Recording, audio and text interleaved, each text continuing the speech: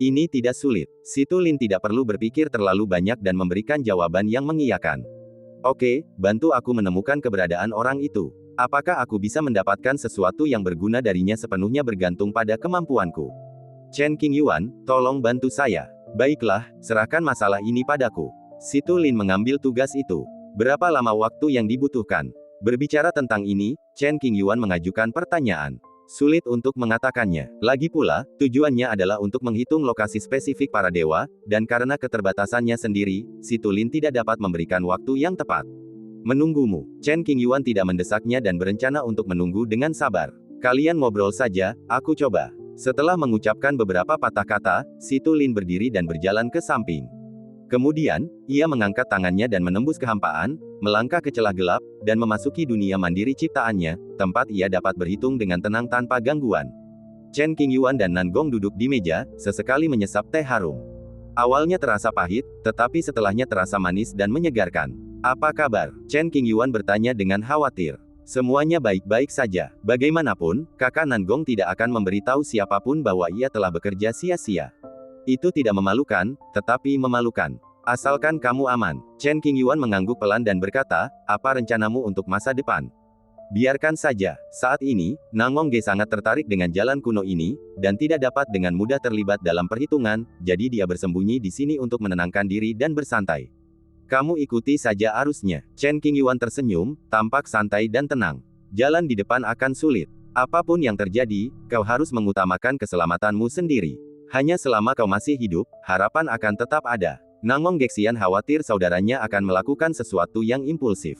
Jangan khawatir, aku mengerti. Merasakan perhatian tulus dari teman lamanya, Chen Qingyuan merasakan sedikit hangat di hatinya dan mengangguk sedikit. Penghalang antara alam telah dipatahkan, dan banyak teman lama telah muncul di surga ke-9. Jika kau punya waktu, kau bisa bertemu mereka dan bertukar kabar. Nangong Ge tahu betul bahwa tubuh Tao Chen Qingyuan agak abnormal, dan akan sangat sulit baginya untuk menembusnya di masa depan. Menyendiri secara membabi buta bukanlah ide yang baik. Ia harus lebih banyak berjalan, melihat lebih banyak, mengurangi beban psikologis, dan memanjat dengan lebih baik. Jika kita bertemu, kita pasti akan minum-minum dan mengobrol riang dengan teman-teman lama. Chen Qingyuan berharap dapat bertemu kembali dengan kenalannya. Aku sungguh merindukan masa lalu. Semakin dewasa seseorang, semakin ia merindukan masa kecilnya yang riang, saat ia tidak punya banyak kekhawatiran. Masa lalu hanya bisa diingat. Chen Qingyuan tak kuasa menahan diri untuk mengingat suka duka masa lalu mengganti topik pembicaraan dan menyebut seseorang. Sejak murid Buddha itu berubah pikiran menjadi Bodhi, ia tampak menjadi pribadi yang berbeda, sama sekali berbeda dari saat pertama kali kita bertemu. Dia mengingkari sumpahnya, memiliki seorang putra, dan mengakhiri separuh hidupnya. Dia menghabiskan sisa hidupnya menyelamatkan makhluk hidup, hanya untuk menebus dosa-dosanya dan mengumpulkan pahala. Nangong Ge mendesah pelan, merasa bahwa kehidupan seorang murid Buddha penuh dengan lika-liku, dan sangat melelahkan. Mungkin, hanya ketika seorang murid Buddha akan meninggal, ia baru benar-benar berhenti dan hidup untuk dirinya sendiri selama beberapa hari. Sulit baginya. Chen Qingyuan dengan tulus merasa bahwa para pengikut Buddha harus bekerja lebih keras. Dia mencoba mengangkut orang menyeberangi sungai, tetapi siapa yang akan mengangkutnya menyeberangi sungai? Jun Jun dijebak oleh para iblis dan melanggar sumpah kesuciannya, tetapi malah diejek oleh orang lain dan harus memikul tanggung jawab ini. Jika dia bukan masa depan agama Buddha, jika dia tidak punya anak, masalahnya tidak akan begitu serius. Namun tidak ada kata jika di dunia ini. Karena segala sesuatunya sudah terjadi, kita hanya bisa menerimanya dan menyelesaikannya. Setidaknya dia tidak kehilangan apapun. Kau di sini untuk melindunginya. Itu suatu berkah. Dibandingkan dengan orang lain di dunia, umat Buddha sudah sangat beruntung. Keduanya mengobrol tentang banyak hal, termasuk masa lalu dan hal-hal serius yang terjadi dalam beberapa tahun terakhir. Sebelum saya menyadarinya, beberapa hari telah berlalu. Teh di meja telah lama digantikan oleh anggur berkualitas, dan mereka bersulang satu sama lain dan berbicara tentang pikiran batin mereka. Perlahan, Chen Qingyuan menyebutkan beberapa hal rahasia yang pernah dialaminya, yang mengejutkan Nangong Ge. Pohon Wutong, artefak leluhur klan Phoenix. Selama pertempuran di reruntuhan laut perbatasan, penguasa perikanan memanfaatkanmu untuk membawa secercah harapan, dan secara tak terduga memanfaatkan kesempatan untuk menjalani kehidupan kedua. Petik 2. Hati Nangong Ge berdebar kencang saat mendengar informasi ini. Emosi di wajahnya jelas berubah.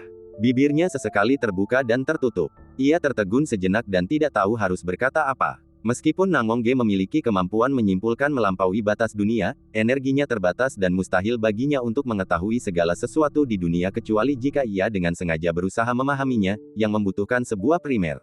Perjalanan pribadi Anda sungguh luar biasa. Setelah hening sejenak, Nangongge menghela napas. Ia menatap Chen Qingyuan dengan tatapan yang tak terlukiskan. Dalam situasi saat ini, lebih dari separuh makhluk teratas memiliki banyak koneksi dengan Chen Qingyuan. Mungkin ini hanya masalah keberuntungan, tetapi sebagian besar adalah kekuatannya sendiri. Seperti halnya secerca harapan dari Lao Jun nelayan, jika orang lain terjebak di reruntuhan laut batas, mereka pasti akan mati, dan tidak akan ada cara bagi mereka untuk membantu orang lain keluar dari kesulitan dan menjalani kehidupan baru. Apa yang disebut peluang harus disertai dengan kekuatan yang sesuai, jika tidak maka peluang itu tidak dapat dikendalikan. Saat mereka mengobrol, keduanya tidak tahu harus membicarakan apa dan tenggelam dalam pikiran mendalam. Dia menghabiskan beberapa teko anggur berkualitas di atas meja, segera menutup matanya, dan menunggu dengan tenang. Lebih dari sebulan kemudian, kekosongan di dekatnya terkoyak. Situ Lin keluar dari pengasingannya, muncul dari dunia kecil mandiri yang telah dibangunnya, ekspresinya acuh tak acuh dan seringan seorang abadi. Melihatnya seperti ini, Chen Qingyuan tahu bahwa tidak ada kecelakaan. Ini adalah koordinat spesifik lokasi orang itu saat ini. Situ Lin mengeluarkan selembar batu giok, yang mencatat secara detail lokasi Chumo, yang lahir di klan Dewa Kuno. Chen Qingyuan mengambil slip giok itu, menyelidikinya dengan kesadaran spiritualnya, membaca kata-kata di dalamnya, dan mengenali Fang Qi. Orang ini bukan orang biasa, dan kau seharusnya menyadarinya. Jaraknya cukup jauh, dan akan memakan waktu setidaknya setengah bulan. Jika dia berniat menghindarimu, kau mungkin harus lari ke sana. Situ Lin mengingatkan. Selama proses pemotongan, meskipun Situ Lin bersikap hati-hati, ia masih dapat dirasakan oleh pihak lain. Ya, Chen Qingyuan mengangguk dengan sungguh-sungguh, aku harus pergi melihatnya. Berhati-hatilah dalam segala hal. Situ Lingguan yang bertanggung jawab. Jaga dirimu baik-baik. Nangongge berdiri untuk mengantarnya pergi. Mengangguk kepada keduanya, Chen Qingyuan berbalik dan keluar dari lingkaran sihir. Kemudian, menurut koordinat pada slip giok, ia terbang seperti pedang terbang, menembus kehampaan dan langsung menuju sasaran. Lautan kabut naik dan turun, dan sesekali jejak sejarah dapat terlihat. Karena penghalang antara alam-alam telah hancur, banyak tokoh muncul di surga ke-9, membuatnya berkali-kali lebih hidup daripada sebelumnya. Dalam perjalanan, ia menghadapi beberapa situasi berbahaya, dan Chen Qingyuan terkadang membantu, terkadang mengabaikannya. Apakah akan menyelamatkan orang lain sepenuhnya tergantung pada suasana hati Anda. Setelah melakukan perjalanan selama 10 hari, kami tiba di titik koordinat. Ada kabut tebal di depanku, dan aku tidak bisa melihat tanganku di hadapanku. Kabut bercampur dengan pola yang menyerupai gelombang air, yang mengandung kebenaran besar dan mengungkap misteri yang tak ada habisnya. Chen Qingyuan hendak mengamati kabut tebal di depannya dengan saksama untuk melihat apakah dia bisa menemukan jejak orang itu. Tiba-tiba, dinding kabut Qianben sedikit mengendur, dan sebuah alur muncul di area terdekat, diikuti oleh lorong persegi yang mengarah langsung ke kedalaman kabut. Berdiri di luar dan memandanginya, semuanya kabur di dalam dan tidak ada satupun informasi berguna yang bisa dilihat. Chen Qingyuan tidak percaya bahwa kemunculan tiba-tiba lorong ini hanyalah sebuah kebetulan.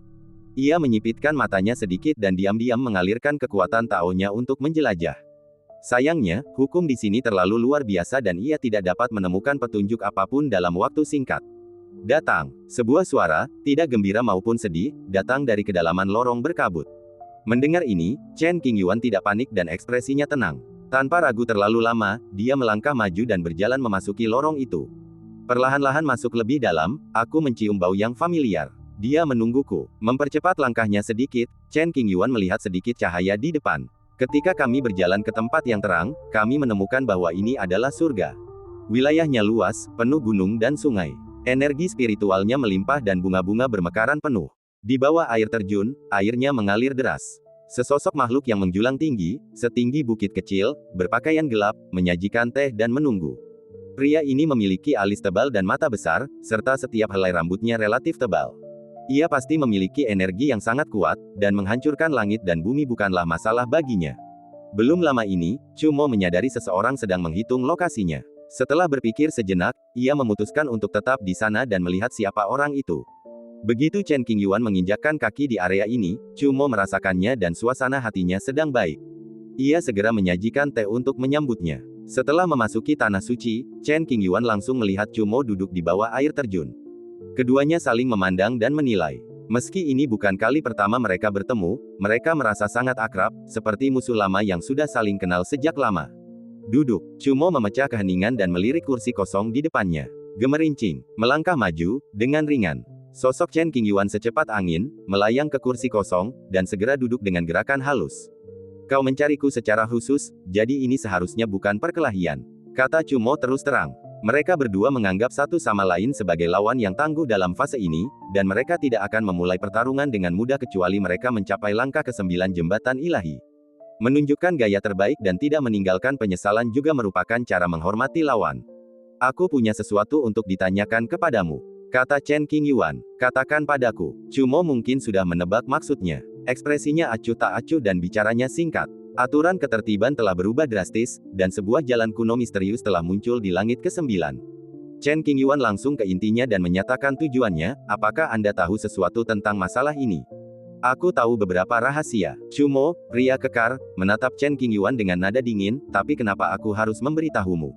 Apa yang kamu inginkan? Mendengar nada bicara pihak lain, Chen Qingyuan tahu bahwa ia harus memberikan sesuatu. Lagi pula, mereka bukan hanya bukan teman, tetapi juga musuh, dan mustahil bagi mereka untuk membantunya tanpa alasan. Berikan aku beberapa harta spiritual bawaan, dan mungkin aku bisa memberitahumu sesuatu. Kata Chumo. Meskipun pihak lain meminta sesuatu, Chen Qingyuan tidak merasa sedih. Malah, ia merasa lega. Meminta sesuatu adalah cara terbaik untuk menyelesaikan masalah. Harta karun spiritual bawaan sulit didapat, dan saya hanya punya 2. Maukah Anda memberi saya beberapa informasi? Sambil berbicara, Chen Qingyuan dengan lembut meletakkan 2 harta spiritual bawaan yang tampak aneh di atas meja. Kualitasnya tidak terlalu tinggi. Chumo memperhatikannya dan tidak menunjukkan minat sedikit pun. Ia menggunakan sajak dao dari harta spiritual bawaan untuk berkultivasi, dan semakin tinggi tingkat kultivasinya, semakin banyak sajak dao bawaan yang ia butuhkan. Kecuali jika itu adalah harta spiritual kelas atas, akan sulit bagi Chumo untuk menunjukkan ekspresi terkejut dan gembira. Tidak menyukainya, Chen Qingyuan mengangkat alisnya sedikit dan bertanya. Chumo tidak berkata apa-apa dan menonton dengan tenang. Jika menurutmu harganya tidak tepat, aku akan mencarinya dan kembali lagi lain kali. Chen Qingyuan tidak tawar-menawar dengan pihak lain. Ia siap mengambil kembali 2 harta spiritual bawaan di atas meja dan berbalik untuk pergi. Kamu bahkan tidak mau minum seteguk teh pun. Melihat Chen Qingyuan bersiap pergi, Chumo berbicara untuk menghentikannya. Ia lahir dari keluarga yang luar biasa dan merupakan iblis terkuat di ras dewa kuno.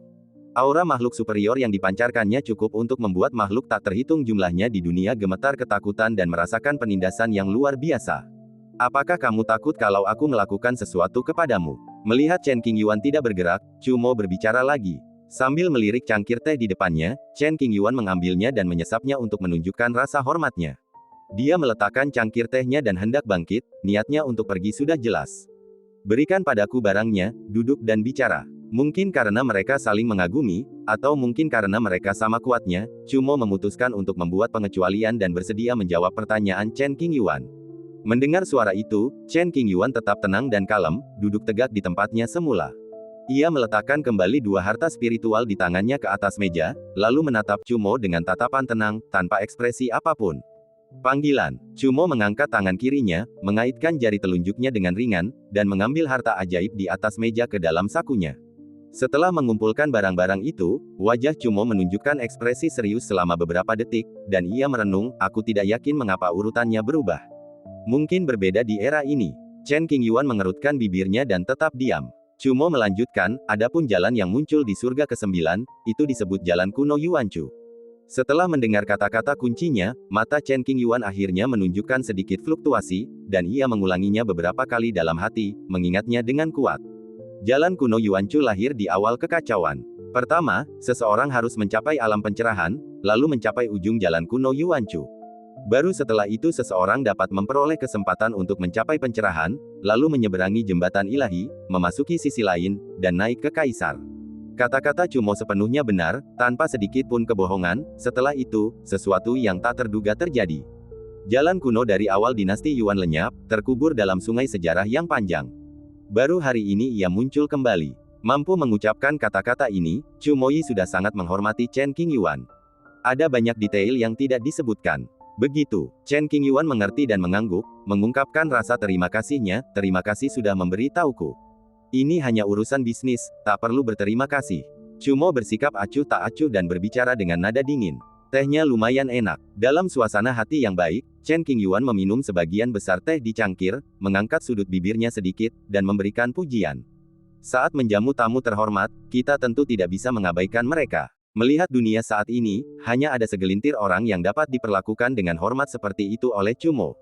Itu saja, Chen Qingyuan berkata dengan sopan. Kesempatan untuk mencapai pencerahan telah berpindah ke jalan kuno Yuanchu. Pertarungan kita seharusnya terjadi di sana, kata Chumo Zeng padanya. Saya menunggu hari itu tiba. Menghadapi tekanan kuat dari Chumo, Chen Qingyuan tetap tenang. Jika terjadi pertarungan antara kau dan aku pasti tidak akan menunjukkan belas kasihan. Menatap lekat-lekat orang di depannya, nada suara Chumo berubah dingin dan serius. Dalam keadaan tak sadarkan diri, pisau-pisau yang tak terhitung jumlahnya berkumpul di sisinya, menunjukkan ketajamannya. Saya juga, Chen Qingyuan menatapnya, tersenyum namun tidak tersenyum, dan menghadapinya dengan tajam. Untuk sesaat, ruangan membeku, air terjun membeku, dan atmosfer di sini menjadi sangat menyedihkan. Keduanya duduk di sana, seolah tak melakukan apapun, namun mereka memengaruhi lingkungan sekitar, membelah permukaan air, meremukkan bebatuan, serta memisahkan gunung dan laut. Kutu, saat setetes air memercik ke udara dan jatuh ke permukaan air, menciptakan riak, persaingan tak kasat mata antara kedua belah pihak pun berakhir. Mereka memiliki pemahaman diam-diam dan menyingkirkan kekuatan magis mereka pada saat yang bersamaan.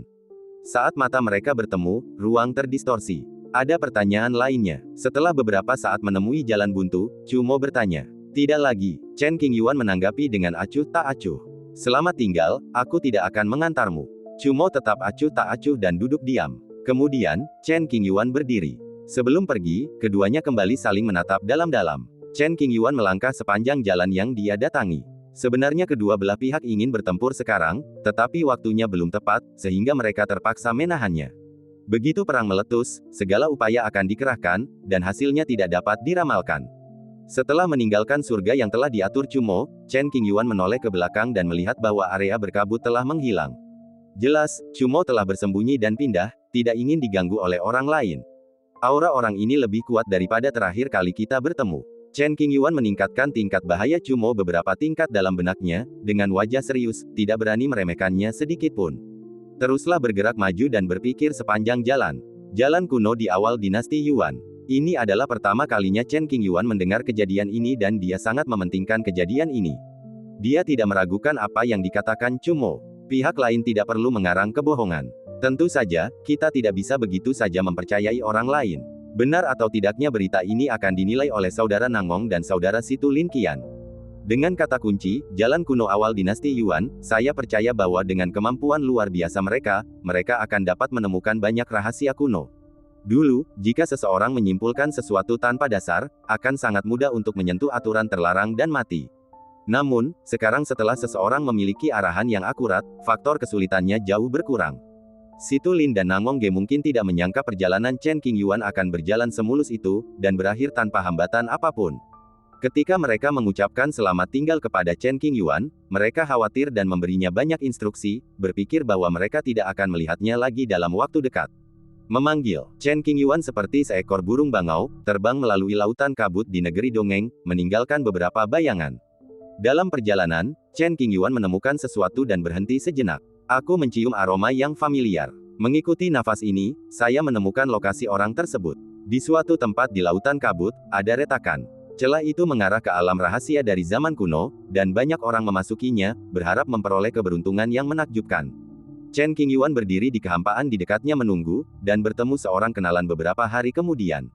Kemarilah, sebuah suara datang dari hadirin, dengan nada memerintah. Mendengar suara yang telah lama hilang, Zhao Jianghe merasakan takut sekaligus gembira, dan tubuhnya secara naluriah bergetar. Ketika keduanya bertemu, Zhao Jianghe segera membungkuk dan memberi hormat dengan penuh hormat, Yang Mulia. Lelaki ini bertubuh pendek dan tampak seperti kurcaci, berwajah keriput dan sangat tua. Ia adalah seorang kaisar semu tingkat ke-9 dari alam jembatan ilahi, dan pernah menjadi boneka pihak lain, yang menghalangi terobosan Chen Qingyuan bertahun-tahun yang lalu. Untungnya, Chen Qingyuan berbelas kasih dan menyelamatkannya, hanya memerintahkannya untuk mencari sumber daya selama 500 tahun ke depan. Sejak mengetahui tentang jasa legendaris Chen Qingyuan, Zhao Jianghe menjadi sangat bersemangat. Jika dia tidak sedang mencari sumber daya, pasti dia sedang menjelajahi lokasi spesifik sumber daya tersebut, dan dia terus maju. Apa yang baru saja kamu peroleh? Karena dia mencium fluktuasi napas Zhao Jianghe, Chen Qingyuan tentu saja harus mencarinya. Kebetulan sekali retret ini telah menghabiskan banyak sumber daya dan sangat membutuhkan pengisian ulang. Sebaiknya kita mendapatkan beberapa sumber daya berharga tingkat tinggi. Batu roh biasa tidak terlalu berguna. Kecuali untuk pengeluaran pribadi saya, semuanya ada di sini. Mohon diperiksa, Yang Mulia. Dalam kehampaan, keduanya berdiri berhadapan, dikelilingi penghalang agar tak terlihat. Sikap Zhao Jianghe sangat rendah hati, sama sekali tidak memiliki kesombongan dan keluasan yang seharusnya dimiliki seorang kaisar semu. 3 cincin Sumeru kelas atas diletakkan di depannya. Chen Qingyuan sama sekali tidak sopan. Ia mengirimkan indera ilahi ke dalam untuk melihat apakah ada hal baik. Setelah beberapa napas, Chen Qingyuan mengangkat alisnya sedikit, wajahnya senang dan puas, tidak buruk. Ada puluhan juta batu roh bermutu tinggi dan harta langka yang tak terhitung jumlahnya. Ada pula harta karun spiritual bawaan yang bermutu tinggi, yang berbentuk seperti mentimun dan memancarkan kilauan yang luar biasa dan misterius. Kelima senjata suci kelas atas ini dipenuhi aura kuno. Meskipun sebagian besar sajak dao mereka telah menghilang, mereka masih memiliki kelebihan dan sangat berharga. Puluhan tanaman obat berkualitas tinggi sulit ditemukan. Faktanya, banyak orang hebat di dunia belum pernah melihatnya seumur hidup, dan hanya mengetahuinya dari buku-buku kuno. Asalkan Yang Mulia tidak keberatan jika jumlahnya terlalu sedikit. Melihat kegembiraan di wajah Chen Qingyuan dan mendengar pujiannya, Zhao Jianghe merasa seolah telah diampuni. Ia membungkuk lagi dan berbicara dengan hati-hati. Apakah kamu lelah? Chen Qingyuan melambaikan tangannya dengan cekatan, segera menyimpan barang-barangnya, dan berbicara dengan nada lembut. Bisa bekerja untuk Yang Mulia adalah berkah yang telah kuperoleh selama beberapa kehidupan. Bagaimana mungkin aku lelah? Zhao Jianghe memuji. Lagi pula, kau adalah seorang kaisar semu yang berada di atas segalanya. Bisakah kau berhenti bersikap begitu rendah hati? Chen Qingyuan tidak berkata apa-apa. Yang Mulia, apakah Anda punya instruksi lain? Melihat Chen Qingyuan tidak mengatakan apa-apa, Zhao Jianghe menurunkan pinggangnya beberapa inci dan bertanya dengan nada menyanjung. Tidak, Chen Qingyuan berpikir sejenak dan Zhao Jianghe tidak bisa berbuat apa-apa. Jika tidak ada yang lain, aku akan terus mengumpulkan sumber daya untukmu. Zhao Jianghe sangat hormat. Petik 2. Chen Qingyuan, pergi. Ya, Tuan. Zhao Jianghe jelas-jelas dirampok segalanya, tetapi dia pergi dengan gembira. Orang tua, jalanmu telah melebar. Kenali kenyataan dan lepaskan harga diri Anda. Orang-orang seperti itu tidak akan bernasib buruk, tidak peduli di era apa mereka hidup, dan bahkan mungkin mencapai hal-hal hebat. Melihat ke arah Zhao Jianghe pergi, Chen Qingyuan entah kenapa merasa kasihan terhadap lelaki tua itu dan bergumam, apakah aku terlalu mengintimidasi dengan melakukan ini? Kamu tidak boleh berpikir seperti itu. Lagi pula, kita sudah menandatangani kontrak. Itu perjanjian sepihak, jadi kita harus bertindak sesuai perjanjian. Chen Qingyuan segera menyingkirkan rasa simpatinya dan memutuskan untuk memikirkan jalan masa depannya ketika dia punya waktu. Untuk mencapai anak tangga ketujuh jembatan ilahi, bahkan kemajuan alam kecil pun membutuhkan sumber daya yang sangat besar, belum lagi hambatan saat melintasi alam besar, yang sungguh merupakan suatu sakit kepala. Beberapa hari kemudian, Chen Qingyuan kembali merasakan nafas orang yang dikenalnya. Tidak jauh, jadi Chen Qingyuan berencana untuk pergi ke sana dan melihatnya. Setelah penyelidikan cepat dengan akal sehat, fluktuasi napas lelaki itu cukup tidak teratur, dan kemungkinan besar ia sedang dalam masalah. Kenalan yang membuat Chen Qingyuan tergerak adalah seorang wanita bergaun panjang putih terang, dengan rambut diikat tinggi membentuk sanggul dan kerudung polos. Ada beberapa luka yang terlihat di sekujur tubuhnya, dan darah merembes melalui gaun panjangnya, yang membuatnya kurang tampak seperti dunia lain. Kejatuhannya ke dunia fana menambahkan sedikit kesedihan dan keindahan, yang dengan mudah membuat orang merasa kasihan padanya. Ia telah terperangkap dalam barisan pembunuh selama beberapa hari. Ia telah mencoba segala cara, tetapi tetap gagal. Ia dipenuhi keputusasaan dan bahkan sempat berpikir untuk bunuh diri. Jika ditangkap hidup-hidup, mereka akan dipermalukan. Jika memang tidak ada cara lain, mereka hanya akan dibunuh. Gadis kecil, aku hanya perlu menggunakan tubuh perawanmu sebagai pemandu, dan aku pasti akan mampu meraih kesuksesan besar dengan metode ini, dan semoga mencapai alam kuasi kaisar. Seorang lelaki tua yang ahli dalam seni hubungan seksual menganggap para wanita dalam formasi itu sebagai santapan lezat, matanya berbinar dan ia dipenuhi nafsu. Pria tua itu beruntung telah melangkah ke anak tangga ke-8 jembatan ilahi beberapa lusin hari yang lalu. Kemudian, ia menggunakan 98 kultivator wanita dengan kultivasi yang baik dan yin yang kuat sebagai kuali untuk meningkatkan kekuatannya dengan cepat, memungkinkan Hehuan Dao secara bertahap mendekati alam kesempurnaan agung. Beberapa hari yang lalu, lelaki tua itu menatap perempuan bergaun putih itu, memperlakukannya seperti mangsa. Ia perlahan mendekatinya dan membentuk lingkaran sihir. Meskipun kultivasi lelaki tua itu jauh lebih unggul daripada perempuan berbaju putih, dan ia memiliki banyak kartu truf penyelamat, ia hampir lolos. Sayangnya, lelaki tua itu berhati-hati dan tidak memberinya kesempatan. Mungkin ini takdirku. Perempuan bergaun putih itu sudah mengerahkan segala daya upayanya, tetapi tetap tidak bisa melarikan diri, jadi ia bersiap untuk bunuh diri. Sekalipun itu berarti kematian, ia tidak akan pernah membiarkan pihak lain berhasil.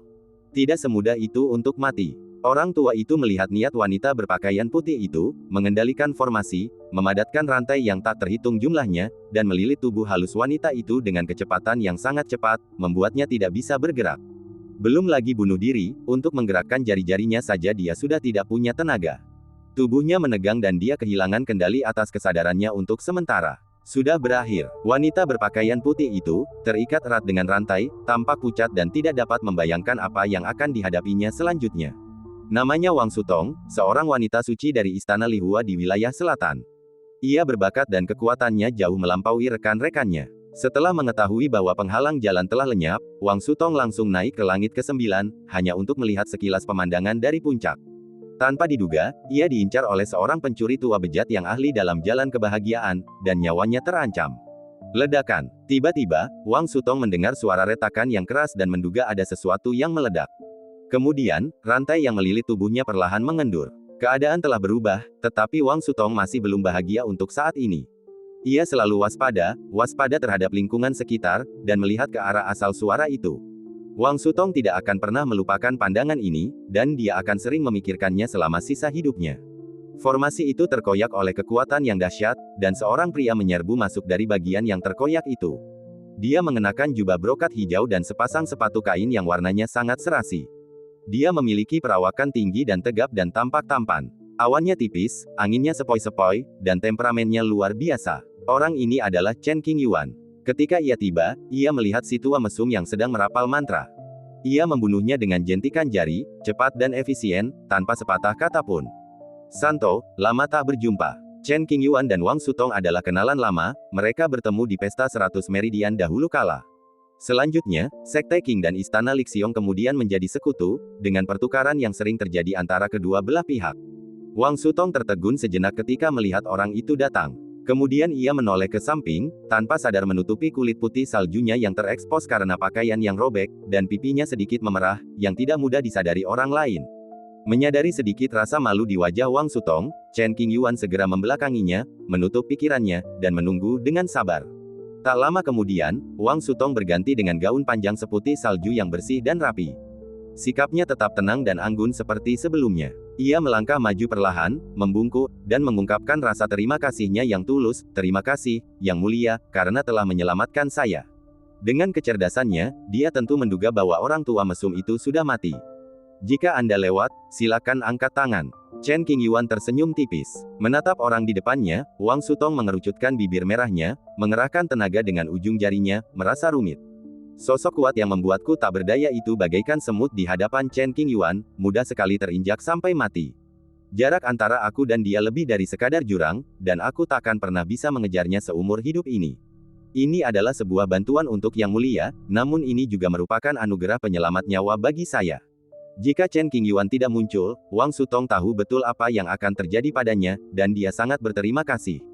Saat ia mengira dirinya akan dipermalukan dan mati mengenaskan, serta putus asa, Chen Qingyuan datang ke dunia fana bagaikan dewa abadi, melenyapkan semua bahaya dengan lambaian tangannya, dan membawa harapan hidup.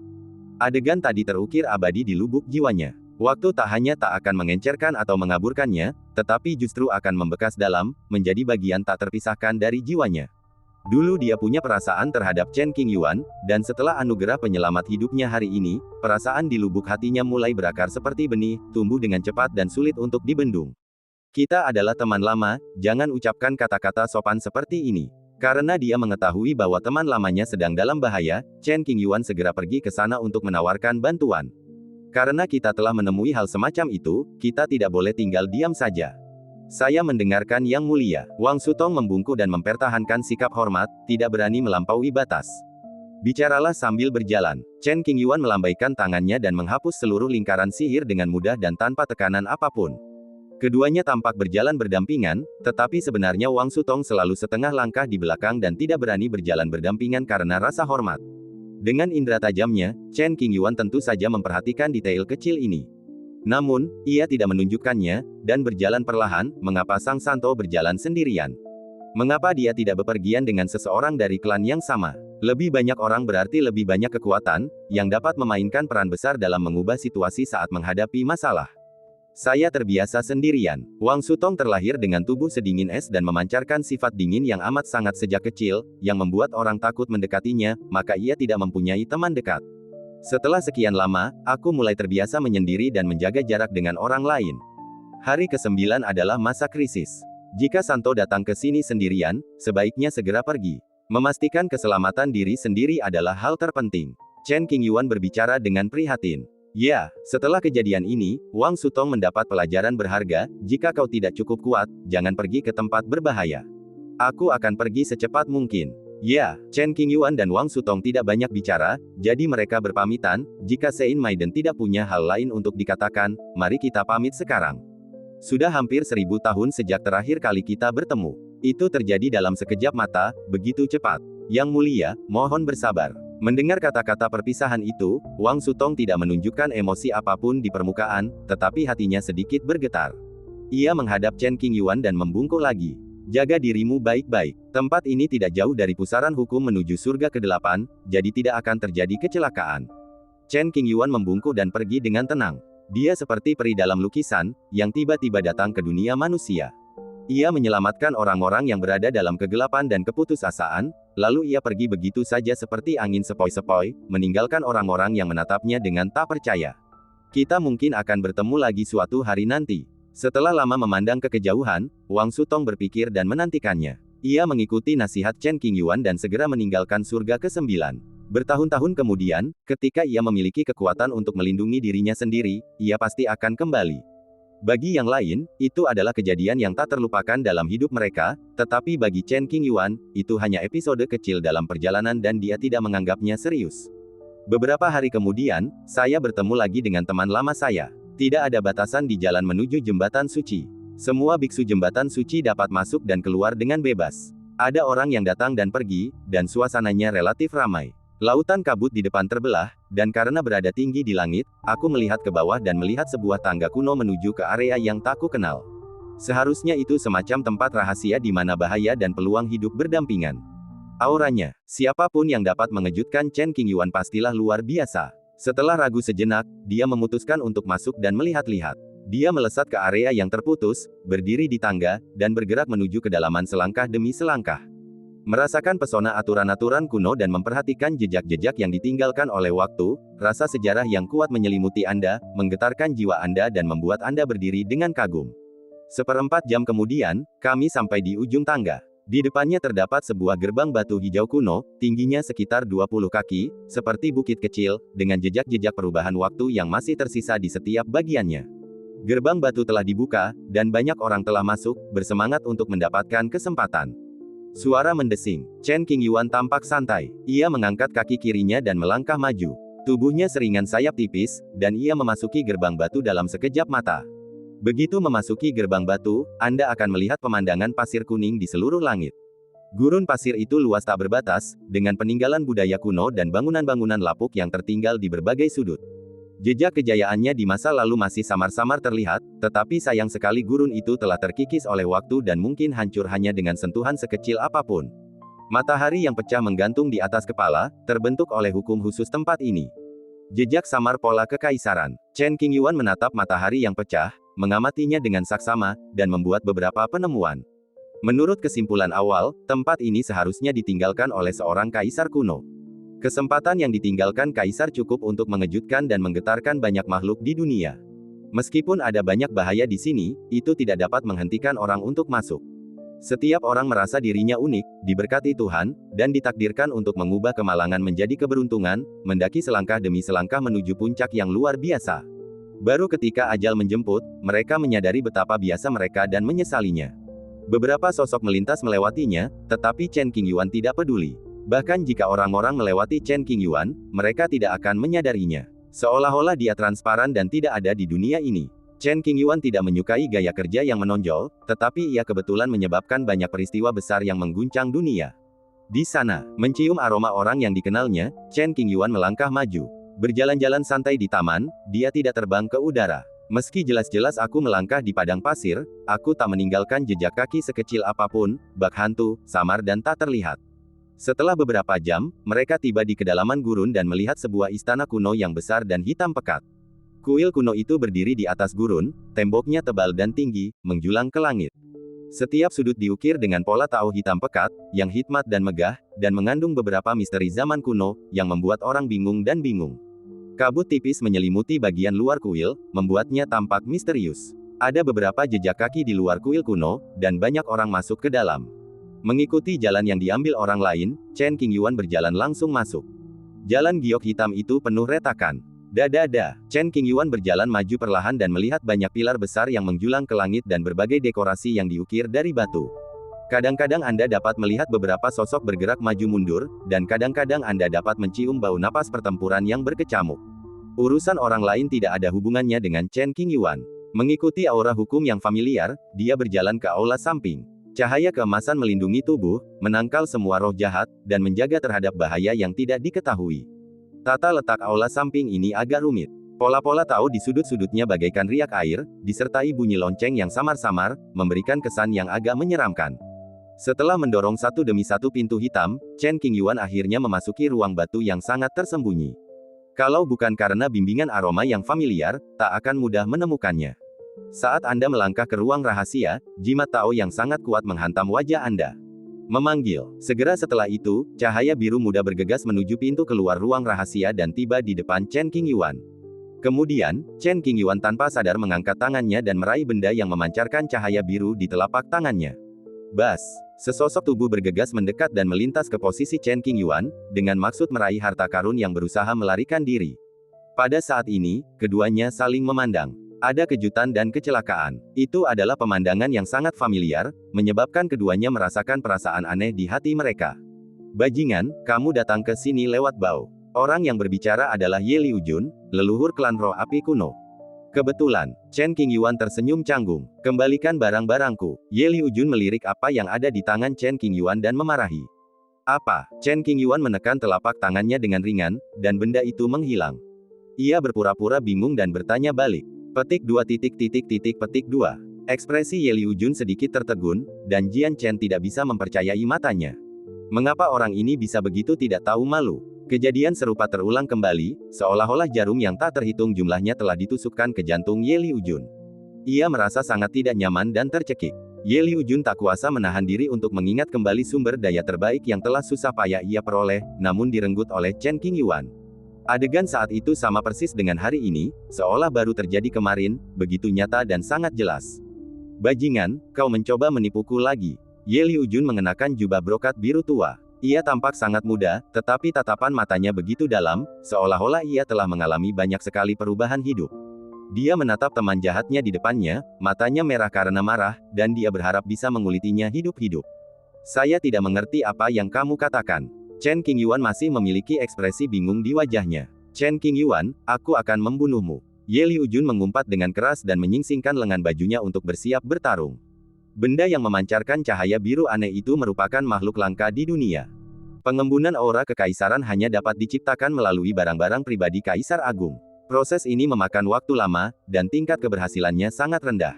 Tidaklah berlebihan jika dikatakan bahwa bahkan jika 10 medan dao Kaisar Agung, yang dipupuk selama jutaan tahun, dapat menghasilkan satu aura kekaisaran saja, itu akan menjadi prestasi yang luar biasa. Ye Liujun telah menghabiskan banyak energi untuk menaklukkannya, memastikan buah Kaisar Yun Dao tetap utuh tanpa kerusakan. Jika ia mengambilnya dengan paksa, dengan kekuatan Ye Liujun saat ini, ia dapat dengan mudah melakukannya. Namun, dunia tidak dapat diprediksi, dan Chen Qingyuan kembali mendapat masalah. Ye tua, kita berteman. Apapun yang terjadi, kita harus menyelesaikannya secara damai. Jangan rusak hubungan kita dan jangan marah. Chen Qingyuan berbicara untuk menghiburnya. Keluar, kita harus bertarung hari ini. Ye Liujun tak kuasa menahan napas. Ia merasa seperti akan gila dan meraung keras, ayo, bertarung. Karena ini permintaanmu, aku akan menurutinya. Setelah berkata demikian, Chen Qingyuan mendesah pelan, berpura-pura tidak berdaya, dan terpaksa bersiap untuk bertarung dengannya. Tanpa ragu sedikit pun, Ye Liujun meninju Chen Qingyuan, melampiaskan semua amarahnya tanpa ragu. Jika pukulan ini mendarat di tempat lain, pasti akan menghancurkan sebuah bintang. Energi dahsyat di luar ranah kuasi kaisar menghancurkan istana. Untungnya, hukum kuno dunia ini luar biasa dan mampu menahan dampak kekuatan suci Ye Liujun, jika tidak, istana itu pasti sudah hancur berkeping-keping sejak lama. Chen Qingyuan mengangkat tangannya membentuk telapak tangan, perlahan-lahan melenyapkan serangan tinju Ye Liujun. Ia berada dalam posisi bertahan, tanpa niat bertarung di matanya. Ia hanya memikirkan bagaimana cara meredakan amarah di hati sahabatnya. Dor, dor, dor. Pukulan demi pukulan menghujani Ye Liujun, wajahnya sedikit ganas, bagaikan seekor binatang buas yang mengunci mangsanya, siap menggunakan seluruh tenaganya untuk menggigitnya, tanpa menunjukkan belas kasihan. Chen Qingyuan tahu bahwa dia salah, jadi dia membiarkan Ye Liujun melampiaskan amarahnya. Lagi pula, itu tidak menyakitinya. Saat bertarung dengan Ye Liujun, Chen Qingyuan bahkan sempat mengirimkan secercah kesadaran ilahi dan mulai mempelajari harta yang baru saja diperolehnya. Mutiara spiritual dengan cahaya biru aneh mekar, permukaannya sehalus batu giok, dan ribuan pola Tao yang padat terukir di dalamnya. Dengan visi Chen Qingyuan, dia segera menyadari bahwa benda ini luar biasa. Buah Dao Ritme Kekaisaran. Nilainya tak terukur. Benda ini punya banyak kegunaan luar biasa. Bisa untuk memperbaiki rantai, dan juga bisa menjadi sumber makanan bagi senjata kekaisaran yang tak tertandingi. Selain itu, jika seseorang sudah ditakdirkan, ia juga dapat memahami warisan takdir sejati Sang Kaisar Agung. Dibandingkan dengan obat suci tertinggi, benda ini jauh berbeda. Obat suci dapat dibudidayakan dengan metode khusus, tetapi buah Kaisar Yun Dao tidak bisa. Makhluk terdekat kaisar saja sudah merupakan tantangan besar. Ditambah lagi dengan rima kekaisaran asli yang ditanamkan kaisar, serta lingkungan spesifiknya, prasyaratnya pun terlalu banyak dan sangat berat. Lagi pula, tingkat keberhasilannya sangat rendah. Pastilah Old Ye peduli pada kita dan memberi kita hadiah sebesar itu. Saudara yang baik, kebaikanmu akan kuingat sepanjang hidupku. Mengetahui betapa berharganya benda ini, Chen Qingyuan tidak akan pernah menyerahkannya apapun yang terjadi. Paling buruk, ia akan membiarkan Ye Liujun menghajarnya lalu memberinya sesuatu yang lain sebagai permintaan maaf. Ledakan dentuman. Setelah beberapa pukulan berikutnya, Ye Liujun memukul Chen Qingyuan dengan keras. Tiba-tiba, pakaian Chen Qingyuan robek berkeping-keping, hanya menyisakan beberapa helai kain penting yang menutupinya. Pada saat yang sama, beberapa bekas pukulan yang sangat jelas muncul di dadanya. Rasa sakit itu menyapu dirinya, menyebabkan Chen Qingyuan mengerutkan bibirnya. Orang-orang kuat yang memasuki istana kuno yang besar ini semuanya merasakan dampak dari kekuatan sisa yang dahsyat, tubuh mereka menegang dan jantung mereka panik. Apa yang sedang terjadi? Siapa yang bertarung? Atau apakah ada kekuatan terlarang yang diaktifkan di suatu tempat? Tekanan yang sangat mengerikan, ini pasti pertarungan antara orang-orang yang sangat kuat. Kita masih lemah, jadi kita harus berhati-hati dan tidak menyinggung siapapun, kalau tidak, kita akan mendatangkan malapetaka pada diri kita sendiri. Bukan hanya kuil kuno yang terkena dampaknya, tetapi penyakit itu juga menyebar ke seluruh wilayah rahasia gurun. Sebenarnya Chen Qingyuan dapat dengan mudah menghindari atau menetralisir pukulan-pukulan tersebut, tetapi ia harus membiarkan Ye Liujun melampiaskan amarahnya dan menahannya dengan tubuh fisiknya. Hampir bersamaan, ia beralih dari bertahan ke menyerang, menekan dengan telapak tangan, dan memaksa Ye Liujun mundur jauh.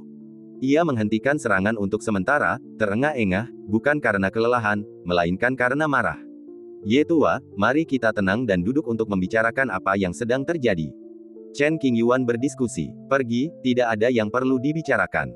Sambil berbicara, Ye Liujun mengulurkan tangannya ke dalam kekosongan dan mengeluarkan papan peti mati. Dengan suara, bang, yang keras, tutup peti mati itu jatuh ke tanah, dan seluruh aula samping dan bahkan alam rahasia bergetar beberapa kali.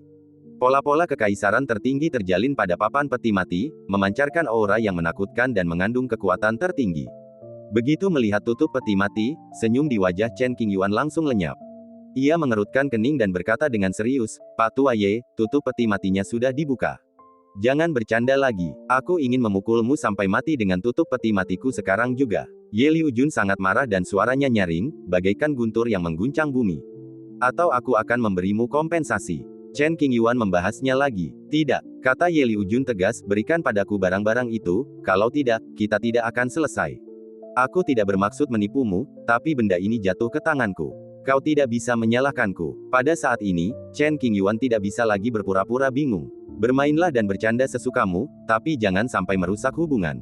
Jika kamu tidak datang, apakah ini akan terjadi? Ye Liujun bertanya. Mungkin ini takdir, kata Chen Qingyuan. Omong kosong takdir, kau hanya mencoba menipuku. Ye Liujun mengumpat dengan keras. Ayo kita buat kesepakatan. Aku akan mengambil barangnya, dan nanti akan diputuskan di mana barangnya akan ditempatkan. Bagaimana? Setelah memikirkannya, Chen Qingyuan mengajukan kompromi dan bertanya. Itu tidak akan berhasil. Aku menemukan harta karun itu dan hanya selangkah lagi darinya, tapi kau mengambilnya. Ini benar-benar tidak masuk akal. Ye Liujun menolak dengan ekspresi acuh tak acuh di wajahnya. Jadi apa yang kamu inginkan? Chen Qingyuan sebenarnya tidak ingin melepaskan harta langka tersebut, namun dia sendiri tidak benar, jadi itu sangat sulit. Kau meminjamkan peti matimu terakhir kali untuk pergi ke zona terlarang Jinsui. Kau berutang budi padaku, ingat. Ye Liujun bertanya. Tentu saja aku ingat. Chen Qingyuan tidak menyangkalnya dan mengangguk berat. Kali ini, ikuti instruksimu dan biarkan ia memilih sendiri. Jika ia kembali ke tanganku, itu saja yang penting. Jika kau mengambilnya, kau harus memberiku imbalan dengan sumber daya yang setara dan membantuku dengan sekuat tenagamu. Meskipun dia sangat marah, Ye Liujun tidak pernah melupakan masalah penting itu. Ye tua, tujuan utamamu adalah menginginkan bantuanku. Chen Qingyuan tahu betul sifat sahabatnya yang jahat itu, dan sudut mulutnya sedikit terangkat. Jangan bicara omong kosong, apakah kamu setuju atau tidak? Ye Liujun bertanya dengan ekspresi tegas. Kita ini saudara, bagaimana mungkin aku menolak? Chen Qingyuan berbicara dari hati. Kedengarannya lebih baik jika diucapkan daripada jika dinyanyikan. Mendengar perkataan teman jahatnya, Ye Liujun membencinya dari lubuk hatinya, dan ekspresi jijik serta kebencian terungkap di wajahnya tanpa ada yang ditutup-tutupi. Ini bukan hari pertama kita saling mengenal, bisakah kita lebih percaya satu sama lain? Chen Qingyuan tampak tak berdaya. Berhenti bicara omong kosong dan cepatlah.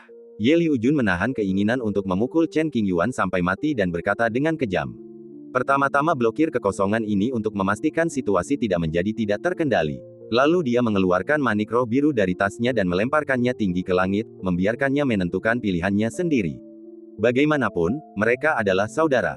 Meskipun Chen Qingyuan ingin mengambil buah Kaisar Yundao untuk dirinya sendiri, dia tetap harus sedikit berhati-hati dan tidak mengambilnya dengan paksa. Manik roh biru berputar-putar di udara, dan serpihan cahaya terang menyebar kemana-mana. Mutiara roh melompat kuat beberapa kali di dalam kehampaan, mencoba merobek batas ini dan melarikan diri ke tempat lain. Akan tetapi, Chen Qingyuan telah menghalangi ruang tersebut, membuatnya mustahil baginya untuk melarikan diri. Pilih satu, kamu yang putuskan. Chen Qingyuan menatap manik roh biru, menunjukkan situasi terkini. Ye Liujun memasang ekspresi acuh tak acuh di wajahnya dan berdiri di sana dalam diam. Memiliki manik roh biru dengan aura khusus, ia belum membuat pilihan, tetapi mencoba segala cara yang mungkin untuk menerobos penghalang blokade ruang ini. Sayangnya, Chen Qingyuan dan Ye Liujun keduanya ada di sini pada saat yang sama, jadi bagaimana mereka bisa membiarkan manik roh biru berhasil? Akan menjadi suatu hal yang sangat memalukan dan memalukan jika buah Kaisar Yundao itu sampai hilang begitu saja di bawah hidung kita. Setelah sekian lama, energi dahsyat menyembur keluar dari manik roh biru, dan langsung membanjiri ruangan bagai hujan deras. Orang biasa tidak akan mampu menahan dampak fluktuasi energi ini. Chen Qingyuan dan Ye Liujun secara bersamaan membentuk penghalang pelindung transparan di tubuh mereka, menghalangi semua energi dari mutiara roh. Mereka berdiri kokoh seperti pohon pinus hijau, tak terpengaruh sedikit pun. Benar-benar tidak ada jalan lain, dan manik roh biru akhirnya membuat pilihan. Ia dapat merasakan aura unik pada Chen Qingyuan, yang lebih kompleks daripada aura pada Ye Liujun. Setelah memikirkannya berulang-ulang, manik roh biru terbang ke arah Chen Qingyuan, artinya sangat jelas. Pada saat ini, ada yang gembira dan ada pula yang sedih. Chen Qingyuan tersenyum bahagia, sementara Ye Liujun mengerutkan kening. Sua, pada saat ini, Ye Liujun sangat marah sehingga wajahnya dipenuhi garis-garis hitam. Ia mengulurkan telapak tangannya untuk merebut mutiara roh. Bang! Chen Qingyuan membela diri secepat mungkin, melancarkan serangan telapak tangan yang dahsyat. Ruang bergetar, dan langit serta bumi berguncang. Mengganggu niat Ye Liujun, Chen Qingyuan segera mengambil manik roh biru dari udara dan berkata, Ye tua, kau tidak menepati janjimu. Jika bukan karena kamu, benda ini pasti sudah ada di sakuku. Ini buah Dao Kaisar. Bagaimana mungkin Ye Liujun tidak patah hati? Wajahnya memucat dan ia menggertakkan giginya. Sudah kubilang, ini takdir. Chen Qingyuan berkata sambil tersenyum. Apa-apaan? Ye Liujun merasa sangat tidak nyaman. Jika dia benar-benar tidak bisa berbuat apa-apa pada Chen Qingyuan, dia tidak akan pernah menyerah. Ye tua, janganlah kita saling marah. Bagaimanapun, Chen Qingyuan sangat senang telah mendapatkan harta karun langka. Ketika waktunya tepat, dengan buah Kaisar Yundao sebagai panduan dan sumber daya lainnya, ia akan dapat mencapai anak tangga ke-8 jembatan ilahi. Apa yang dikatakan sang pangeran memang benar. Bepergian dan bertemu teman-teman lama mungkin memainkan peran penting dalam praktik seseorang. Aku bisa memberimu barang-barang itu. Sesuai perjanjian yang kita buat sebelumnya, kau harus membayar harga yang sama dan membantuku. Ye Liujun dapat menahan rasa sakit dan memberikan buah Kaisar Yundao, karena dia tidak dapat menderita kerugian yang sia-sia, dia harus mendapatkan sesuatu sebagai balasannya, dan kata-katanya benar dan tidak akan ditolak. Baiklah, seperti katamu, demi buah Kaisar Yundao, Chen Qingyuan tentu saja tidak akan berdebat dengan Ye Liujun. Ia segera mengeluarkan sejumlah artefak ruang angkasa yang dibawanya dan membiarkan Ye Liujun memilih. Tentu saja, senjata-senjata Tao kelas atas yang baru saja diperbaiki dan telah bersama kita selama bertahun-tahun, serta beberapa item khusus tidak termasuk. Selain itu, masih ada bagian yang tersisa untuk memperbaiki rantai dalam waktu singkat. Siapa yang kau rampok? Kok barangmu banyak sekali? Ye Liujun menatap tumpukan harta karun luar angkasa yang mengambang di depannya, yang jumlahnya berkali-kali lipat lebih besar dari kekayaan keluarganya sendiri. Agak kasar, aku bukan orang seperti itu.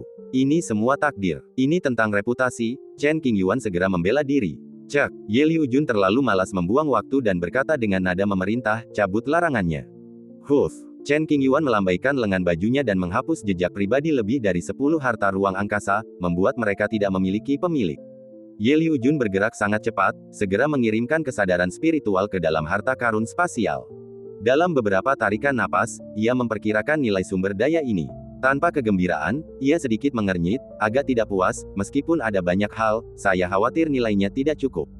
Di dalamnya terdapat 2 artefak semi kekaisaran, yang sebelumnya diperoleh oleh debitur Zhao Jianghe. Ia menunjukkannya dengan kedua tangan untuk menunjukkan ketulusan hatinya. Berbagai harta karun langka dan barang antik yang tidak diketahui asal-usulnya. Ada banyak sekali tanaman obat berkualitas tinggi dan batu-batu mulia yang ditumpuk dalam tumpukan. Ada hampir 100 juta batu roh bermutu tinggi saja. Meski begitu, Ye Liujun masih belum puas. Bukan karena Ye Liujun serakah, tetapi buah Dao Ritme Kaisar sangat berharga dan tak ternilai harganya, tak tertandingi oleh benda-benda biasa ini. Jika ia menghasilkan artefak Dao Kaisar Agung yang lengkap, mungkin itu sudah cukup untuk menenangkan Ye Liujun. Hanya itu yang kumiliki, jangan merasa jijik. Chen Qingyuan berkata tanpa malu, kalau kau tidak suka, kembalikan saja semuanya padaku. Enyahlah. Ye Liujun mengumpat keras, dan dengan enggan menyimpan barang-barang itu.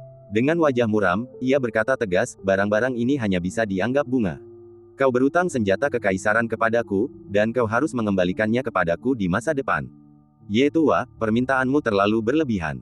Chen Qingyuan sedikit terkejut. Senjata kekaisaran adalah senjata pamungkas di dunia. Bagaimana bisa diperoleh semudah itu? Ye Liujun mencibir, belum lama ini, kudengar seseorang, saat mengalami kesengsaraan, mampu mengendalikan 2 senjata kekaisaran hanya dengan satu pikiran. Metodenya sungguh tak terbayangkan dan sangat mengesankan. Chen Qingyuan tersenyum namun tidak mengatakan apapun. Singkatnya, jika kau masih menganggapku saudara, maka ketika kau mampu, berikan aku senjata kekaisaran. Chen Qingyuan melahap daging berlemak yang hendak disantapnya. Meskipun Ye Liujun sangat marah, ia menahannya. Ini berkat persahabatan antara kedua belah pihak dan karena kekuatan serta bakat Chen Qingyuan yang luar biasa. Prestasinya di masa depan tak terbatas dan layak untuk diinvestasikan. Karena kamu bilang begitu, itu sudah pasti. Karena dia akan pergi ke sana nanti, Chen Qingyuan tidak terlalu memikirkannya dan mengangguk setuju. Jika kamu punya kemampuan, berikanlah, jika tidak, lupakan saja. Tanda tangani dokumen tertulis sebagai bukti, agar Anda tidak menyesalinya. Setelah menghabiskan begitu banyak waktu bersama Chen Qingyuan, Ye Liujun menjadi sangat waspada. Setelah mengatakan ini, ia mengeluarkan pena dan kertas. Melihat kertas dan pena yang mengambang di depannya, Chen Qingyuan terdiam. Atas desakan Ye Liujun, bahkan jika Chen Qingyuan enggan, dia harus menuliskan dokumen tersebut dengan jujur sebagai bukti. Dengan tulisan tangan Chen Qingyuan di atasnya, selembar kertas putih ini langsung berubah. Hukum-hukumnya terjalin, bagaikan benda suci yang turun ke dunia, mengandung misteri-misteri tertinggi. Ye Liujun menyimpan kwitansi itu, dan kemarahan di wajahnya berangsur-angsur mereda.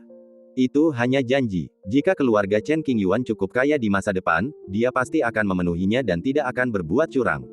Jika tidak cukup kaya, itu masalah lain. Ritme Dao Kaisar sangat penting. Chen Qingyuan menghasilkan banyak uang dan sedang dalam suasana hati yang baik. Perjalanan ini tidak akan berhasil. Baiklah, mari kita bicarakan hal lain. Chen Qingyuan bertanya, apa yang kau ingin aku bantu? Mari kita bicara di tempat lain. Ini adalah dunia kuno dan misterius, tidak cocok untuk percakapan. Bagus. Chen Qingyuan mengangguk. Keduanya berjalan keluar dari aula samping dan menuju keluar dunia rahasia. Banyak orang masih khawatir, tidak tahu bahwa dua bos besar pertempuran ini telah pergi. Akibat pertempuran masih ada, membuat semua orang tegang dan cemas. Di suatu tempat di surga ke-9, tempatnya sunyi dan sepi. Tutup penghalang, siapkan teh, dan duduk berhadapan. Kamu bisa memberitahuku, Chen Qingyuan mengingatkan. Ketika memikirkan hal ini, Ye Liujun mengerutkan kening, merasakan sedikit sakit kepala, dan wajahnya tampak jelek. Setelah beberapa saat, ia perlahan berkata, saya yakin Anda paham dengan situasi saya. Saya sudah mencoba mengubah kebiasaan saya, tetapi belum berhasil. Logikanya, seharusnya saya mati, tetapi melalui kekuatan yang tak diketahui, saya tetap hidup dan menyaksikan kemakmuran zaman kita. Mendengar ini, raut wajah Chen Qingyuan berangsur-angsur menjadi serius. Ia sudah menduga apa yang ingin dikatakan Ye Liujun selanjutnya, jadi ia tidak menyela dan mendengarkan dengan sabar. Setelah bertahun-tahun menjelajah, aku menemukan sumbernya. Sumbernya berasal dari sisi lain. Wajah Ye Liujun serius, alisnya sedikit berkerut. Ia melanjutkan dengan suara rendah, ada makhluk yang sangat mengerikan tersembunyi di sisi lain. Ia ambisius dan mencari keabadian. Aku pasti telah menjadi pion di tangannya, dan aku bisa kehilangan diriku kapan saja. Pada titik ini, Ye Liujun berhenti sejenak, lalu melanjutkan, aku sudah mencoba segalanya untuk melepaskan statusku sebagai pion. Sayangnya, hasilnya tidak sesuai harapanku. Belenggu tak kasat mata yang melilit tubuhnya membuat Ye Liujun terengah-engah dan berada di bawah tekanan besar. Benar-benar tidak ada jalan lain, jadi dia segera meninggalkan klan kuno roh api dan mencari bantuan orang lain. Semakin lama penundaan, semakin sulit situasinya, dan bahkan mungkin tidak dapat diatasi. Kau ingin aku membantumu melepaskan diri dari belenggumu. Melihat masalah serius seperti itu, Chen Qingyuan duduk tegak dan menanggapinya dengan sangat serius. Ya, Ye Liujun mengangguk berat, menatap Chen Qingyuan, dan berkata, metodemu luar biasa, mungkin kau benar-benar punya cara. Dengan kemampuanku saat ini, hal itu sulit dilakukan. Jika Chen Qingyuan dapat memotong belenggu yang diatur dengan hati-hati oleh pihak lain, dia akan memiliki kemampuan untuk menyelamatkan gadis berbaju merah, Ansiruo, jadi mengapa dia harus tinggal di sini? Aku tidak peduli, kau saja yang cari cara. Ye Liujun mengandalkan Chen Qingyuan. Kalau saja dia punya ide, dia tidak akan kehilangan muka seperti ini. Pak Tua Ye, kau tidak bisa mengandalkanku dalam hal ini.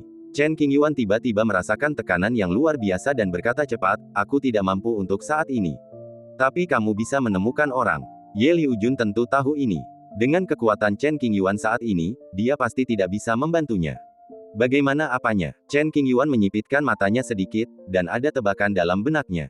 Kau harus punya hubungan baik dengan Kaisar Tai Wei. Kalau dia membantu, tak akan sulit bagiku untuk melepaskan belenggu ini.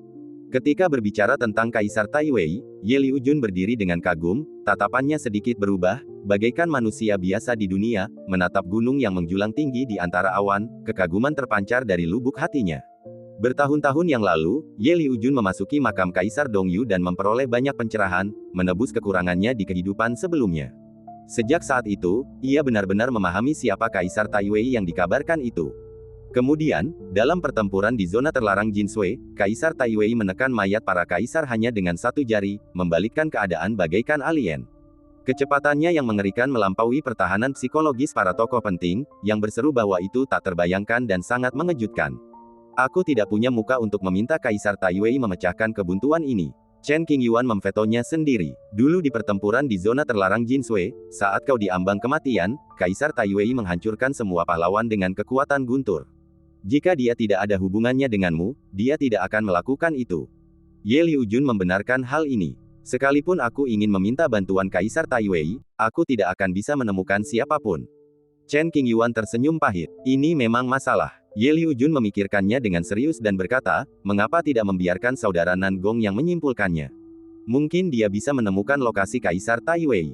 Kau mencoba memasang jebakan untuk kakak Nan Gong. Menentukan lokasi Kaisar Tai Wei memang mudah jika ia sudah meninggal, tetapi ini adalah orang yang masih hidup. Jika Nangong Ge benar-benar ingin berkomplot, kemungkinan besar ia akan mendapat serangan balasan dan kehilangan nyawanya.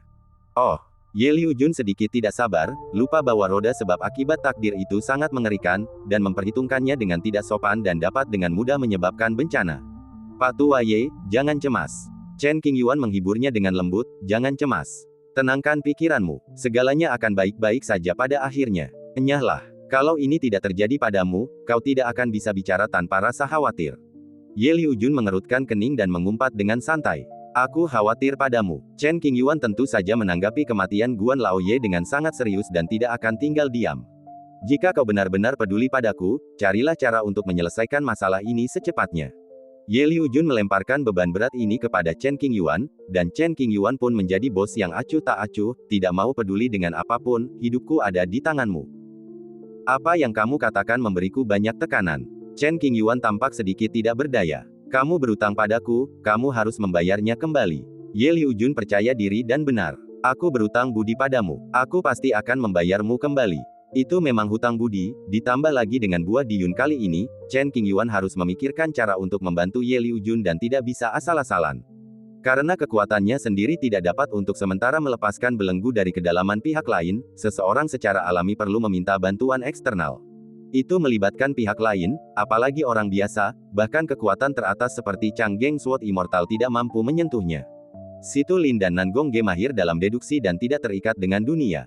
Mungkin mereka bisa menemukan cara untuk memecahkan kebuntuan ini. Ayo pergi. Karena tidak ingin makan atau minum, Chen Qingyuan berdiri. Kamu mau pergi kemana? Ye Liujun memusatkan perhatiannya pada Chen Qingyuan dan mengajukan pertanyaan. Cari seseorang untuk membantu. Chen Qingyuan berbalik dan pergi, suaranya tertahan. Bas. Dalam sekejap mata, Chen Qingyuan sudah berjalan jauh. Ye Liujun mengumpat beberapa patah kata dan segera mengejarnya. Keduanya berjalan berdampingan sambil mengobrol. Kadangkala, Ye Liujun tiba-tiba melontarkan beberapa kata makian, bukan secara tidak langsung mengumpat seseorang, tetapi langsung di hadapannya. Chen Qingyuan tampaknya tidak menyadari hal ini dan dapat memahami perilaku Ye tua. Kalau lagi sial, apa salahnya mengumpat beberapa kali? Karena kita adalah saudara, sudah seharusnya kita saling menjaga emosi masing-masing dan membiarkan mereka menyakiti kita tanpa mengeluh. Bajingan, kenapa kau belum melakukannya? Ye Liujun melirik Chen Qingyuan di sampingnya dan mengumpat lagi. Mereka menempuh perjalanan hampir 10 hari, hanya berhenti selama setengah jam. Dalam perjalanan, mereka menemukan sebuah dunia kuno, memasukinya, dan memperoleh sejumlah sumber daya, yang kemudian mereka bagi rata. Hampir sampai, jangan khawatir. Perkataan Chen Qingyuan agak asal-asalan. Aku benar-benar ingin memukulmu sampai mati dengan tongkat. Bersama Chen Qingyuan dan teman-temannya, Ye Liujun tak lagi tenang. Hatinya sering tertusuk dan ia tak mampu menahan emosinya. Wajahnya tampak muram, seolah ada sesuatu yang menghalangi alirannya, dan ia merasa tidak nyaman di sekujur tubuhnya, seolah-olah ada ribuan semut yang menggerogoti kulit dan dagingnya, sehingga menimbulkan rasa gatal yang teramat sangat. Jika kamu tidak mampu melakukannya, pikirkan saja dalam pikiranmu. Chen Qingyuan tersenyum miring, memberi orang perasaan provokatif. Dasar bajingan. Kata-kata ini bagaikan pedang tajam yang menusuk jantung Ye Liujun, dengan daya tembus yang luar biasa kuat, membuatnya murka, namun tak berdaya. Tidak ada tempat untuk melampiaskan kekesalan, sungguh tidak nyaman. Lagi pula kaulah penguasa dunia ini, kenapa kau begitu buruk dalam memusatkan pikiran dan mengistirahatkan jiwamu? Jelas Chen Qingyuan tidak mengutuk siapapun, tetapi setiap kata yang diucapkannya terasa sangat tajam, seperti serangan jiwa paling mengerikan di dunia, membuatnya sulit untuk ditolak. Berhenti bicara omong kosong dan pergi. Ye Liujun mengerahkan seluruh tenaganya dan menendang Chen Qingyuan, namun sayang Chen Qingyuan melihat gerakannya dan berhasil menghindarinya dengan mudah. Setelah berjalan setengah hari, keduanya mencapai tujuan mereka. Tidak jauh dari sana, Chen Qingyuan menghubungi Nan Gongge melalui catatan transmisi suara bermutu sangat tinggi. Kemudian, jalan lavender muncul di depan Chen Qingyuan, menuju ke dunia kecil yang unik. Ye tua, ikuti aku. Chen Qingyuan melangkah lebih jauh di sepanjang jalan dan mengatakan sesuatu tanpa menoleh ke belakang. Ye Liujun mengikutinya tanpa ragu-ragu. Tak lama kemudian, keduanya sampai di ujung jalan, yang merupakan pusaran hukum melingkar. Chen Qingyuan melangkah ke dalam ruangan dan menghilang dari tempatnya berada. Ye Liujun kemudian masuk tanpa sedikit pun rasa khawatir. Jika ia benar-benar dikhianati oleh Chen Qingyuan, itu berarti ia telah melakukan kesalahan dan pantas menerima nasib ini. Dunia kecil misterius yang diselimuti kabut. Air danau sangat jernih, dan permukaannya halus seperti cermin tanpa riak apapun. Di atas danau berdiri sebuah paviliun dengan pesona yang unik. Keempat pilarnya diukir dengan pola yang indah, dan atapnya dilapisi ubin kaca yang ditumpuk lapis demi lapis, memberikan kesan lapang. Paviliun ini bagaikan harta karun dengan nilai seni yang luar biasa tinggi, melampaui dunia yang biasa-biasa saja. Ada sebuah meja batu persegi di paviliun. Meja itu tebal dan lebar, dan permukaannya sehalus batu giok. Ada dua orang yang duduk di sana, yaitu Situlin dan Nangongge, keduanya mengenakan jubah brokat berwarna-warni yang elegan. Permukaan jubah disulam dengan pola-pola misterius yang rumit, dan sudut serta ujung jubah dililit dengan lingkaran pola awan bergelombang. Silakan duduk. Nangongge tersenyum anggun dan berkata pada Ye Liujun. Meskipun keduanya telah bertemu beberapa kali, mereka tidak terlalu akrab satu sama lain. Mereka berempat duduk, menyeduh teh dan berdiskusi. Kepulan asap teh mengepul keluar dari cangkir dan bercampur dengan kabut tipis yang naik dari danau, memberikan kabut tersebut cita rasa tertentu, membuat dunia ini tampak lebih luar biasa dan seperti dunia lain, bagaikan negeri dongeng. Siapa ini? Ketika Ye Liujun pertama kali melihat Situlin, ia mencium aura kuno yang luar biasa darinya.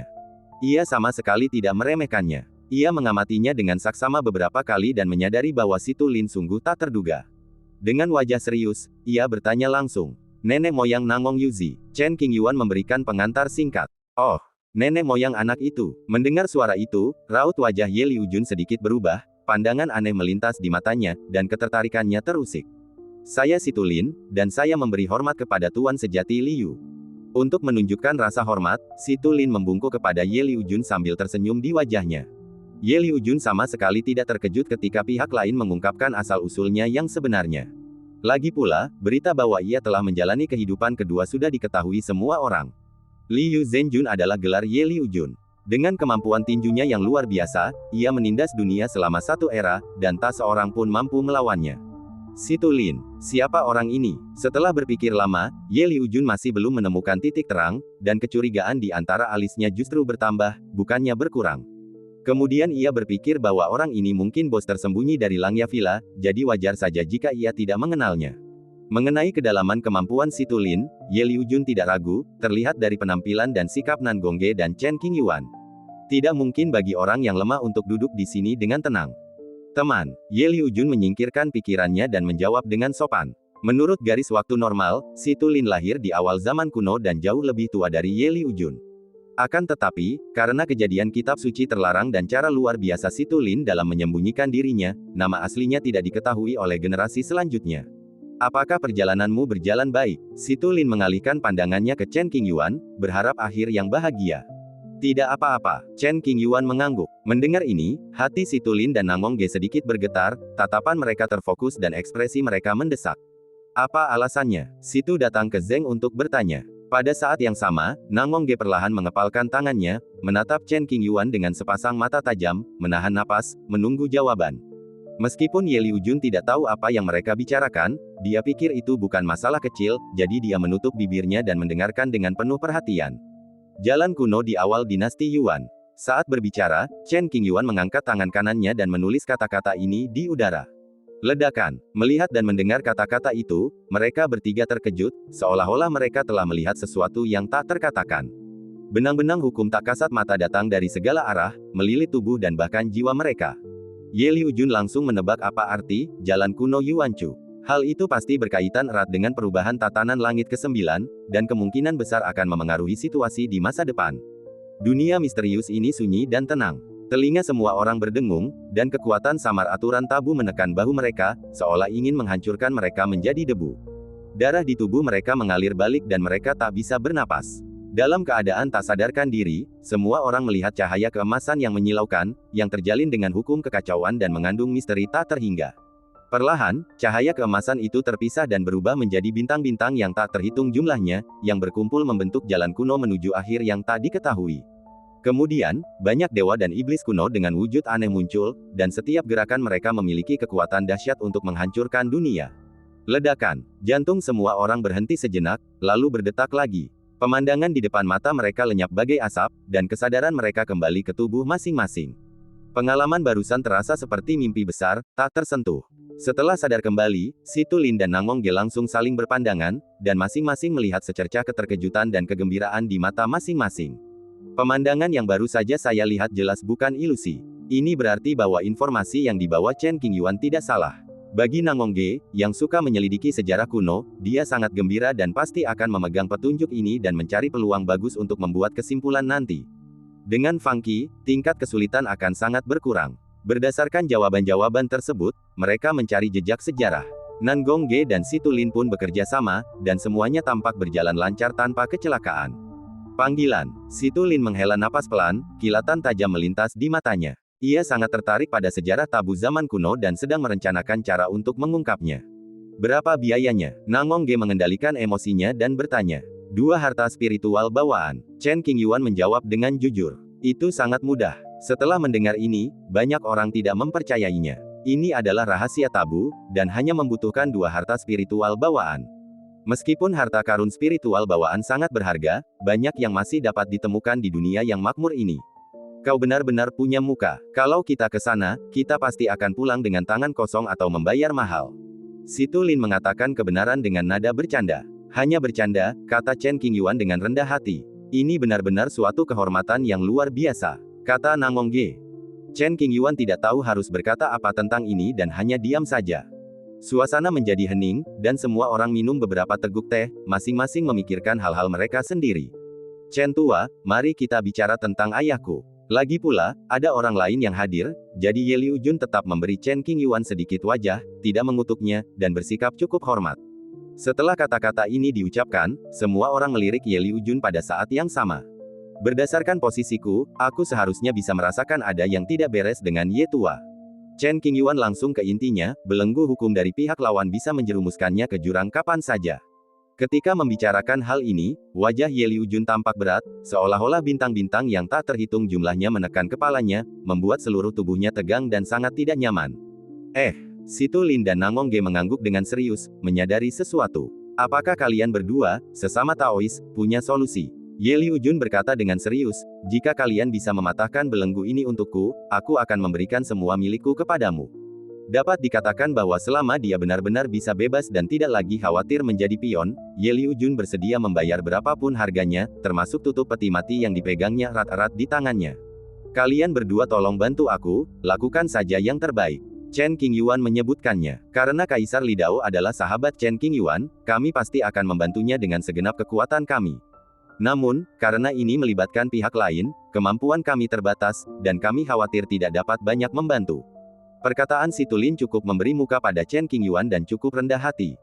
Terima kasih banyak. Ye Liujun membungkuk. Sama-sama, kata Situ Lin sopan. Ketika pertempuran reruntuhan Laut Batas sedang berlangsung, keberadaan di sisi lain tak segan-segan menghancurkan reruntuhan yang dibangun dengan hati-hati demi melenyapkan Chen Qingyuan. Sayangnya, reruntuhan itu akhirnya hancur, tetapi Chen Qingyuan selamat. Saat reruntuhan runtuh dan ketertiban hancur, makhluk-makhluk kuno muncul dari sana, berhasil membebaskan diri. Contohnya, Raja Perikanan, yang lolos dengan secercah harapan, He Xuan, putra Kaisar Iblis King Yu, dan Zhao Jianghe yang bertubuh kerdil. Keberuntungan mereka bagus dan belenggu itu putus dengan sendirinya. Hanya ada sedikit orang di dunia yang dapat melanggar hukum mengerikan yang ada di sisi lain. Chen Qingyuan hari ini pasti tidak bisa melakukannya. Bisakah aku meminjam setetes darah Kaisar untuk dijadikan petunjuk dalam menemukan kelemahannya? Hanya demi Chen Qingyuan, Situ Lin bersedia campur tangan dalam masalah ini. Kalau tidak, bahkan jika Ye Liujun adalah seorang kaisar dari zaman kuno, kemungkinan besar dia akan diabaikan. Darah esensi kehidupan. Ye Liujun sedikit mengernyit. Setetes darah biasa sudah cukup. Situ Lin menjelaskan secara rinci. Hei, alis Ye Liujun mengendur, dan ia segera memeras setetes darah dari ujung jari telunjuk kanannya dan mengirimkannya ke Situ Lin. Kehilangan setetes darah biasa seperti menggaruk gatal bagi Ye Liujun, dan ia bisa pulih dalam sekejap mata. Sumber kehidupannya berbeda. Paling banter, pemulihannya akan memakan banyak waktu dan sumber daya, dan paling buruk, akan mengguncang fondasinya. Darah seorang kaisar agung biasa sangatlah berharga dan tak ternilai bagi rakyat biasa, namun di mata para petinggi, darah itu tidak ada apa-apanya. Putus asa, Situ Lin mengangkat tangannya sedikit dan memegang setetes darah di telapak tangannya.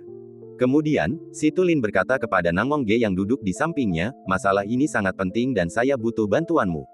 Ya, Nangong Ge mengangguk, ingin mengintip kekuatan aturan dari sisi lain. Ada kegembiraan tak berujung dalam mengeksplorasi pengetahuan. Setelah itu, Situ Lin dan Nangong Ge meninggalkan paviliun kuno, langkah kaki mereka menciptakan riak-riak di danau. Setelah beberapa tarikan napas, sosok mereka menghilang di kejauhan, dan mereka mulai menciptakan dunia kecil yang tertutup, bersiap untuk berhitung dan melakukan yang terbaik. Di paviliun, hanya Chen Qingyuan dan Ye Liujun yang tersisa duduk. Apakah orang ini dapat dipercaya? Ye Liujun melihat sekeliling dan berkata dengan suara rendah. Omong kosong. Chen Qingyuan melirik temannya, kalau tidak bisa diandalkan, apa aku harus minta bantuan orang lain? Siapa sebenarnya Situlin? Baru saja, Ye Liujun mencari nama ini di lautan kesadarannya, tetapi tidak menemukan informasi yang relevan. Ia bingung dan rasa ingin tahunya semakin kuat. Hanya berdasarkan identitas Grandmaster Nangongge, Ye Liujun hanya bisa mengaitkannya dengan bakat terpendam Langya Villa, dan tidak mengetahui hal lain. Aku akan menjernihkan kebingunganmu, dan kau sobek surat utang itu. Sudut mulut Chen Qingyuan sedikit terangkat, dan dia mulai membuat sedikit perhitungan. Enyahlah, Ye Liujun mengumpat dengan marah, bajingan tak berperasaan, kau ingin aku merobek surat utang itu sekarang? Beraninya kau, bagaimana kau bisa begitu tak tahu malu? Kau memang tokoh terkenal, tapi kau seperti gangster biasa, tak tahu malu dan menjijikkan. Tanpa ada orang lain yang hadir, Ye Liujun tidak memiliki keraguan, wajahnya berubah pucat dan dia mengumpat. Petik 2.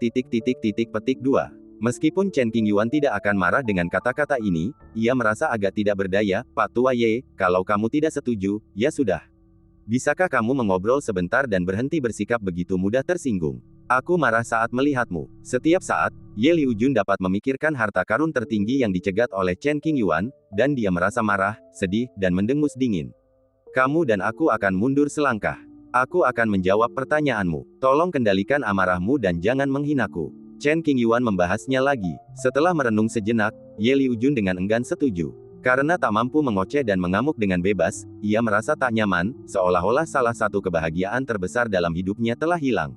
Namun, dia ingin mengetahui asal-usul Situlin, jadi dia harus menahan diri. Xiao, katakan padaku. Ye Liujun memasang ekspresi acuh tak acuh dan mulai mendesaknya.